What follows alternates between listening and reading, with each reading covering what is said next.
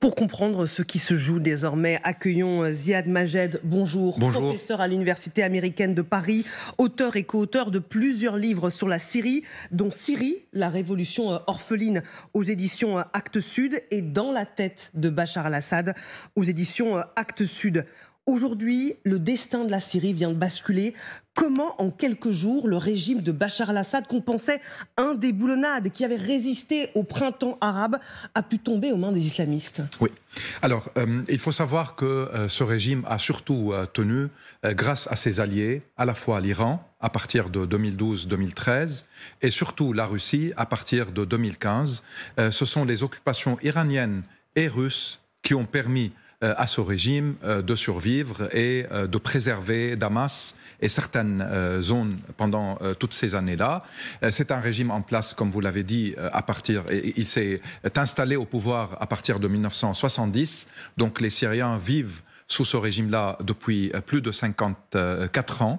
Par contre, c'est un régime en soi fragile, parce que comme toute dictature brutale, il a énormément d'ennemis, il a une assise sociale assez limitée, il compte sur des réseaux de clientélisme, il compte sur les services de renseignement, et surtout, il compte sur le mur de la peur. Ce mur-là s'est effondré une première fois en 2011. Il a tout fait par la barbarie, la prison, la torture, les bombardements, le soutien de ses alliés iraniens et russes, exactement, russes et iraniens. Il a tenté et il l'a reconstruit, mais ce mur s'est écroulé une deuxième fois et je pense que cette fois, c'est vraiment irréversible. Certes, la Russie et l'Iran l'ont protégé militairement, mais il faut dire aussi que les hésitations, parfois occidentales, en plus des hésitations de certains pays arabes, ont prolongé également sa vie parce qu'il y avait plusieurs opportunités, comme en 2012, avant la montée en force des islamistes au sein de la révolution syrienne, quand l'Occident aurait pu aider les rebelles pour leur permettre de se défendre contre l'aviation du régime. Cela n'a pas été fait. En 2013, ce régime a gazé sa population. C'était la seule ligne rouge qu'il a quand même franchie. C'est-à-dire Barack Obama a refusé. Exactement, l'usage de l'arme chimique. Barack Obama avait refusé d'intervenir. Il est traumatisé par les interventions en Irak. Il y a eu des pressions. Il y a eu un compromis avec les Russes. Israël a joué un rôle pour que l'arsenal chimique reste sous contrôle. Donc, les hésitations occidentales ont permis aussi à la Russie et à l'Iran de sauver ce régime. Sauf que sa structure mafieuse, depuis toujours, mais là, durant ces dernières 4 années, quand la situation sur le terrain s'est stabilisée militairement parlant, sa structure qui consiste à travailler sur l'industrie et l'exportation du Captagon, qui est une drogue de synthèse, le fait utilisé par les djihadistes, surtout par son régime à lui, aussi, est transporté de la Syrie vers les pays du Golfe, à travers la Jordanie et autres. Donc cette drogue-là, le fait que les salaires sont très bas, le fait que la plupart de ces soldats sur les fronts ont été abandonnés à leur sort, ils sont souvent des circonscrits, des personnes sur lesquelles et sur leur famille surtout, on impose le service obligatoire, très peu entraînés, très peu équipés. Dès que les combats ont commencé, ils ont préféré de prendre la fuite. Ils ne veulent pas ni tuer, ni se faire tuer. Donc son effondrement a été rapide, et surtout, il a été rapide parce que les pro-iraniens qui le soutenaient, y compris le Hezbollah libanais, mais aussi certaines milices chiites irakiennes, se sont retirés de la Syrie cette dernière année. Hezbollah s'est retiré vu la guerre avec Israël. Et la Russie, depuis 2 ans, n'a plus sa puissance de feu capable de le protéger, puisque l'aviation russe frappe en Ukraine et n'est plus présente sur le sol syrien. Et donc, ce moment-là a été choisi par les rebelles, par la Turquie, pour modifier toute cette configuration. Je précise que selon les services de renseignement ukrainiens, la Russie aurait retiré ses navires et ses armes de Syrie. Ce que l'on a besoin de comprendre grâce à vous, c'est qui sont ceux qui ont fait chuter Assad. Est-ce que ce sont uniquement des opposants au régime, ou est-ce qu'il y a aussi majoritairement ces islamistes de HTS, ancienne branche d'Al-Qaïda? Oui. Alors, 2 choses, juste avant de répondre directement à votre question. Je pense que ce moment historique que vivent les Syriens, il faut le célébrer dans un sens, puisqu'on tourne une page de 54 ans de barbarie assadienne. Assad père 30 ans, Assad fils 24 ans, plus d'un demi-million de morts durant ces dernières années, des centaines de milliers de disparus, de blessés, des millions de déplacés internes, plus de 7 millions de réfugiés à l'extérieur de la Syrie et un pays fracturé, ravagé par les crimes contre l'humanité, par la torture. Et tout cela a permis l'émergence, avec le temps, de certaines formes de nihilisme djihadiste, dont Daesh était le symbole ou le nom, avec aussi une islamisation politique qui a eu lieu dans une société abandonnée, frappée, massacrée pendant de longues années. Les scènes qu'on a vues de libération de prisonniers politiques de Sidnaya, d'Alep, de Hama, une ville qui a connu un massacre déjà en 82 et dont on n'a pas pu jusqu'à maintenant se recueillir du côté des tombes des victimes, vu la peur et vu la barbarie assadienne. Il y a eu des dizaines de milliers de morts à l'époque. Exactement, et de disparus. Donc il y a à la fois célébré la fin de ce régime-là, la libération des prisonniers, briser les statuts qui ont occupé l'espace et tenté d'occuper le temps, d'empêcher le temps politique, d'essayer de montrer aux Syriens qu'ils sont contrôlés éternellement par le Père, le Fils et leur figure à travers ces statuts-là. Il y a un moment de libération, peu importe, si vous voulez, ce qui va suivre. Parce qu'après, on peut parler des complexités, des défis, et je ne pense pas que ça va être une transition assez simple à gérer. Et pour revenir à votre question, quel profil on a parmi les combattants? On a tout. Si on parle par exemple de ceux qui sont venus du nord du pays, de Idlib, il est vrai qu'ils sont la colonne vertébrale, c'est HTS, l'ancien front al-Nusra, anciennement attaché à Al-Qaïda. Ce groupe-là, formé surtout de Syriens, avait déjà eu une rupture au sein de la mouvance djihadiste avec Daesh, avec l'État islamique, puisque pour Al-Nusra, il ne voulait pas fonder un État comme Daesh le souhaitait. Il voulait rester dans l'idée d'un djihad qui donc cherche à frapper les ennemis de l'islam selon leur interprétation de l'islam. Avec le temps, et avec le fait générationnel aussi, leur discours s'est modifié. Il y a eu des mutations. Certaines mutations sont sérieuses, d'autres peut-être ne le sont pas. Ils constituent aujourd'hui l'une des forces et c'est un défi de voir comment gérer la relation avec eux. Mais vous parlez de mutation parce qu'on ne peut pas s'empêcher, à tort ou à raison, vous allez nous le dire, de faire des parallèles avec ce qui s'est passé en Libye. On sait qu'en Afghanistan, quand les talibans sont revenus au pouvoir, ils ont fait croire qu'ils tiendraient un discours et une politique modérée. Ils avaient donné des signes d'ouverture jusqu'à ce qu'ils fassent tomber une chape de plomb sur le pays. Est-ce que la Syrie va devenir une deuxième Libye? C'est-à-dire qu'on quitte un régime sanguinaire, on va peut-être se retrouver avec des islamistes qui vont aussi mener une politique terrible pour les Syriens. Oui. Alors, premièrement, c'est aux Syriens de décider. Ce n'est ni aux Français, ni aux Américains, ni aux Israéliens, ni aux voisins de la Syrie. C'est surtout aux Syriens de décider de ce qui convient le mieux par rapport à la transition politique. Mais pour continuer, juste parce que je parlais des profils, il n'y a pas que des islamistes, ni que des anciens djihadistes. Il y a des jeunes hommes qui ont été chassés d'Alep, de Hama, de Homs, des routes de Damas, de Daraa, les dernières années après l'intervention militaire russe, qui aujourd'hui retournent chez eux. Ils retournent dans leur ville, dans leur village, qu'ils soient islamistes ou pas. C'est leur droit de retour qu'ils ont arraché à ce régime sanguinaire et à ses alliés qui ont commis des crimes contre l'humanité en Syrie.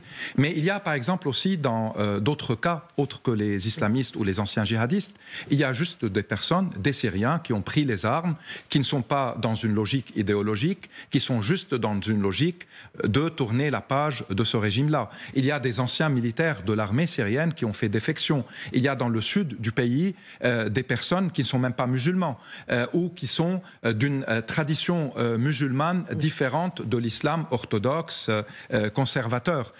Vous avez aussi des gens pieux. Ce sont des sociétés en majorité musulmanes, donc être pieux dans cette société-là n'est pas quelque chose ni qui doit créer des peurs, ni des fantasmes, ni c'est aux non-syriens de leur dire est-ce que cela est bien ou pas. Pour les scénarios, vous avez tout à fait raison, s'agissant des comparaisons, est-ce qu'on va vers un scénario libyen, un scénario afghan. Vous savez, ce qui existe en Syrie depuis des années, c'est pire que les scénarios libyens et afghans. C'est un système, à ce point, bien sûr, quand on parle d'1 demi-million de morts sur une population de 23 millions, quand on parle de 8 millions de réfugiés qui ont été chassés de la Syrie, quand on parle de 7 millions de déplacés internes, quand on parle d'un régime qui a tué des dizaines de milliers de gens sous la torture, même s'il se prétend laïque, même si son épouse, à M. Bachar al-Assad, plaît aux Occidentaux ou à certains Occidentaux parce qu'elle a un look moderne qui nous ressemble, tandis que sa société est conservatrice. Il y a des gens des classes populaires qui ont un look un peu différent d'une autre. Donc, ça, honnêtement, ce n'est pas important pour les Syriens. Toutes ces visions et ces fantasmes et ces projections qui viennent de l'extérieur. Ce qui est important maintenant, c'est comment faire et comment pouvoir gérer la diversité, gérer la complexité d'une société où il y a une majorité musulmane, qu'elle soit pieuse, qu'elle soit islamiste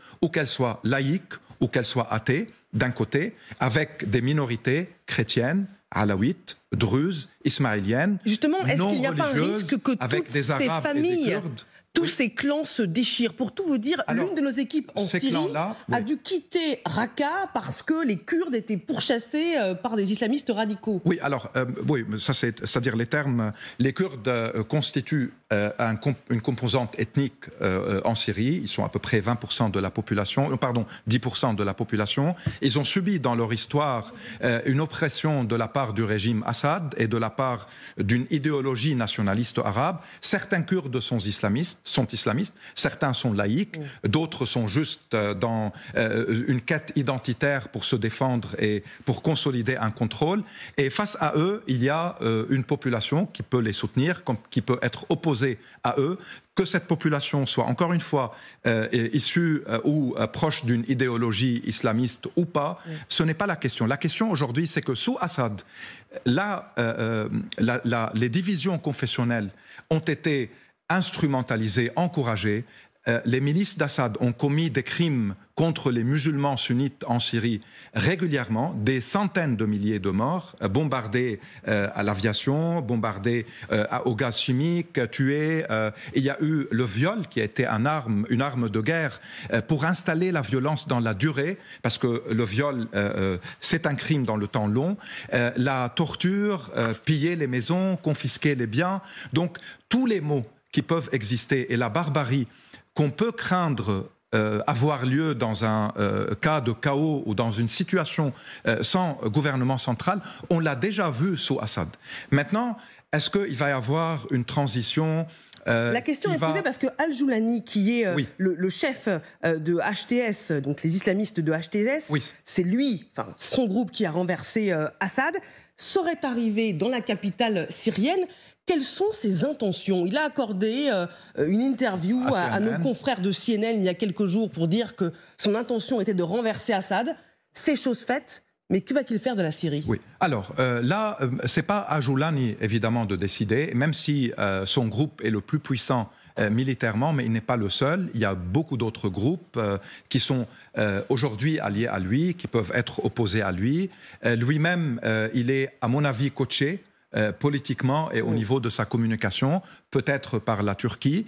Il peut y avoir aussi un rôle des Nations Unies maintenant, parce que la Syrie, il faut le rappeler, est depuis des années sous sanctions, des sanctions américaines, occidentales, des mécanismes également de sanctions et d'observation politiquement parlant sous un processus onusien, qui n'a pas marché parce qu'Assad a refusé de compromettre, de céder, de partager le pouvoir.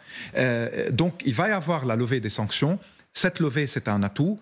Elle peut être conditionnée par rapport à la transition politique pour que Joulani ne puisse pas monopoliser le pouvoir. De toute façon, il n'a pas les moyens de le monopoliser. Gérer un pays avec des ressources limitées, avec des défis énormes s'agissant de la reconstruction, nécessite un travail politique. La Turquie est un acteur assez puissant maintenant en Syrie, plus puissant que jamais.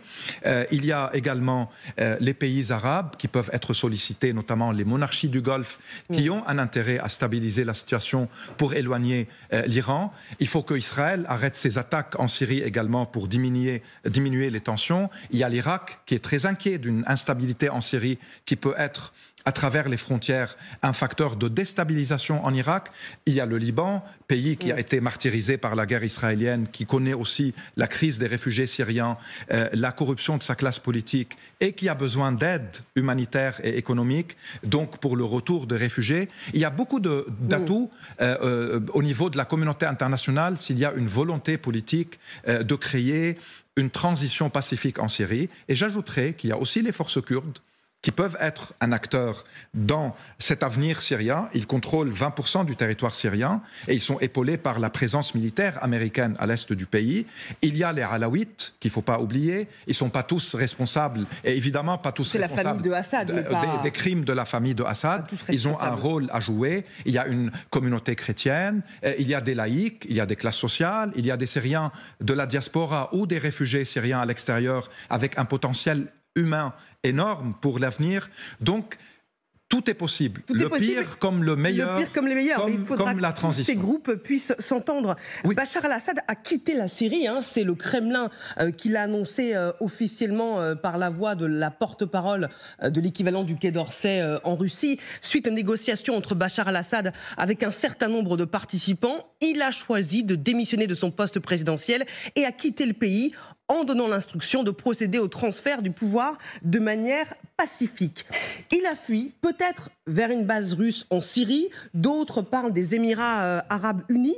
On ne sait pas où il se trouve à l'heure où nous parlons. Où a-t-il pu se réfugier ?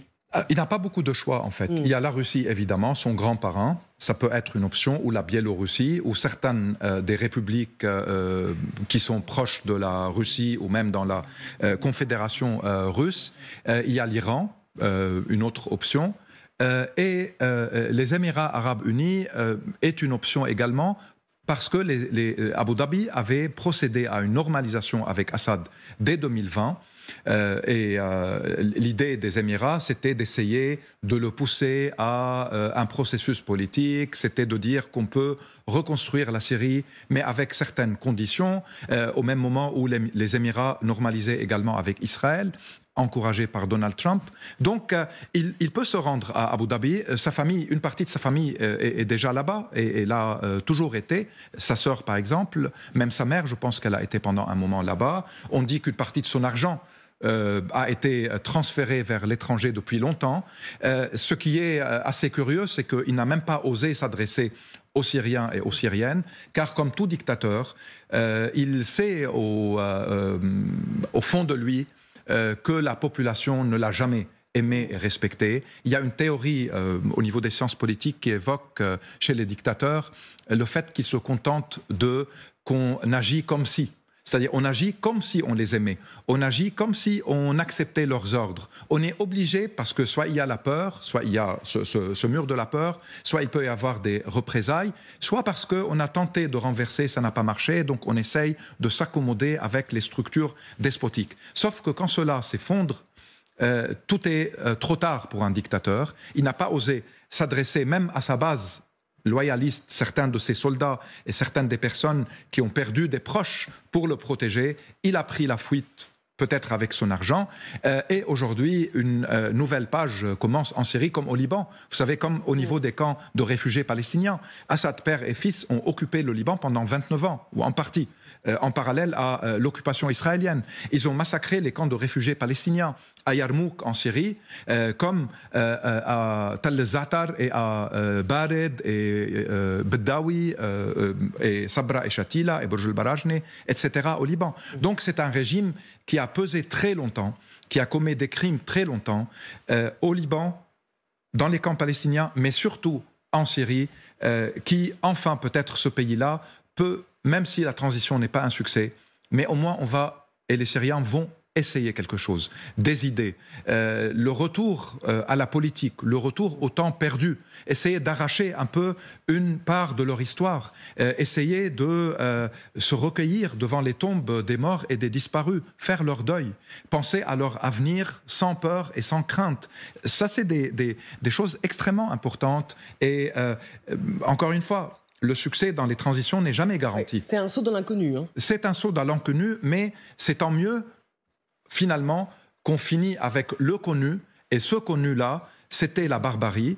Et je rends hommage à toutes celles et tous ceux qui ont écrit, documenté, qui ont parlé, qui ont passé des années dans les prisons de ce régime et qui se sont jamais rendus à sa terreur. Ils sont très nombreux en Syrie comme ailleurs. Merci beaucoup Ziad Majed. Je rappelle votre livre Dans la tête de Bachar al-Assad aux éditions Actes Sud. Vous restez avec nous, l'édition spéciale se poursuit.